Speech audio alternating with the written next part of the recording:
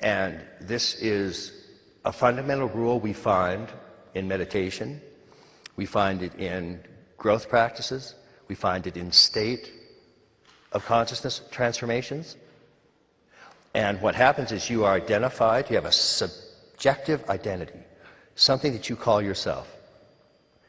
And that seems to be the subject that you call yourself, seems to be a real subject. And a subject is defined as that which is aware of an object. But if you actually look at yourself, get a good sense of yourself, feel yourself, it's not a subject, it's an object. You're looking at an object. So what you call yourself, the thing that you're aware of, that's not who you really are. Everything you know about yourself as an object is actually exactly what you are not. And every time you identify with an object, whether it's your body or your thought or desire, anytime you do that, then you're binding yourself to fragmented, partial phenomena. And the result of that is suffering. So any identification with any finite object, bad news. The good news is there's something actually aware of that self of yours. And Ramana Maharshi, of course, called it the I-I. So when you really look inside, you find, to put it very loosely, you have two selves. You have a self that can be seen, and you have the seer. The reason enlightenment is a little bit tricky is because it's so simple. That fundamentally enlightenment is identifying your true self. And the true self is that which is not an object. So as you're sitting there and looking inside, okay, I'm aware of this room. I'm aware of this body, sensations arising in this body. I'm aware of thoughts. Yeah? There's an awareness of all of these. And these things are arising in your field. Now, let one of the things that's arising be your own self, your own sense of, well, this is me. I'm a doctor, lawyer, waitress, painter, poet. That's another object. It's not what you are. But there is something that's aware of that. And that is a pure self. Zen Master Shibayama actually calls it absolute subjectivity, because it can never be made an object. So what happens is, you are looking inside and you're going, I have thoughts, but I am not my thoughts. You know this exercise. I have desires, I am not my desires. I have needs, I am not my needs.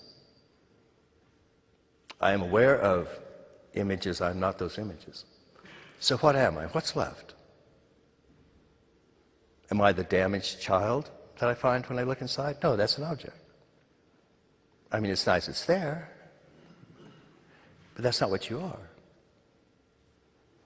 And so as you push back and back, nete, to this transcendental self, it has different tones and qualities than your empirical self, the self that you can see, the self that you're identified with, and frankly, the self you're defending. We all defend that empirical self. It's a case of colossal mistaken identity. And as Patanjali said, ignorance is the identification of the seer with the instruments of seeing. So we have identified with all of these things that we are not. And so this transcendental self, as you start to rest in that, rest in this witness that is aware of all of these things. You can't see the witness. That's the first mistake people make when they're trying to get in touch with absolute reality, is they think, okay, all I have to do is look in the correct place and I will be able to see my real self.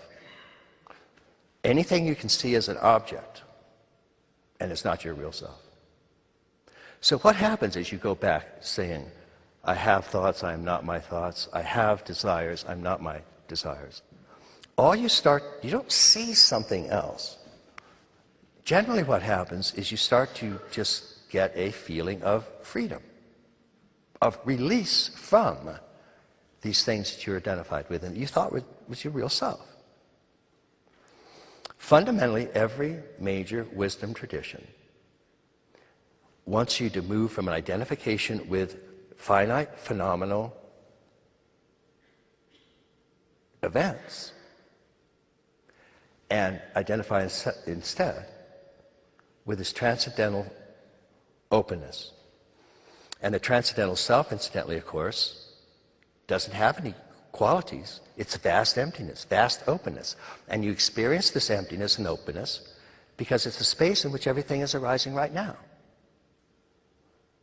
And that is your awareness.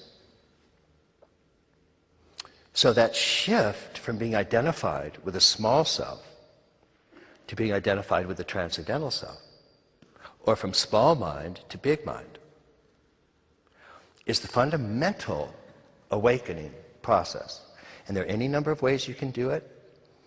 The transcendental self is timeless, lives in the now. So Eckhart would write his whole recent book on the power of now, and that's just one way to focus on it, and that's fine, works for some people. But fundamentally, it's waking up to this pure self. And this pure self is uniformly held to be nothing other than God. God is pure subject in you. God is the witness in you. God is the ray of consciousness in you that's unbroken. And that switch from an identity with a small finite self that's going to stay here, get bruised, get tortured, and die, sort of the first noble truth, to this original face that you had before your parents were born. And this sense of freedom and openness that you might have as you're sort of disidentifying with these lesser things that you are not, that sense of vast openness and the sense of its presence. Some people relate to you with a simple phrase I used earlier, which is I am, or I amness. And you have a sense of I amness right now. The thing to notice about that is it's the only thing in your awareness that's always constant. So if you try to remember what was actually in your awareness 10 hours ago, you can probably recreate and say, okay, I was there, I saw that, sort of that. But one thing is present now that was present 10 hours ago, and that was a feeling of I amness. Whatever you were doing back then, there was still a sense of I amness. You could still have recognized that. 5 years ago, no matter what was happening, there is still the sense of I amness. That I amness is, you can keep pushing it back. It's the same I amness you had 10 years ago. It's the same I amness you had 100 years ago. Show me the face you had before your parents were born. That's a literal koan. That's not a symbolic thing. There's something in you right now that existed prior to your parents' birth. And it's that sense of I amness.